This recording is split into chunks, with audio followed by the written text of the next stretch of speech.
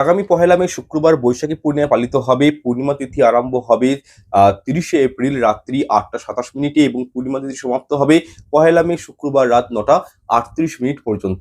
এই দিন পূর্ণিমার উপবাস, ভগবান বুদ্ধের পুজোর শুভ সময় তথা সত্যনারায়ণ দেবের পুজোর শুভ সময়টা হচ্ছে সন্ধ্যে ৫টা ৫১ মিনিট থেকে রাত্রি ৭টা ৩৫ মিনিট পর্যন্ত।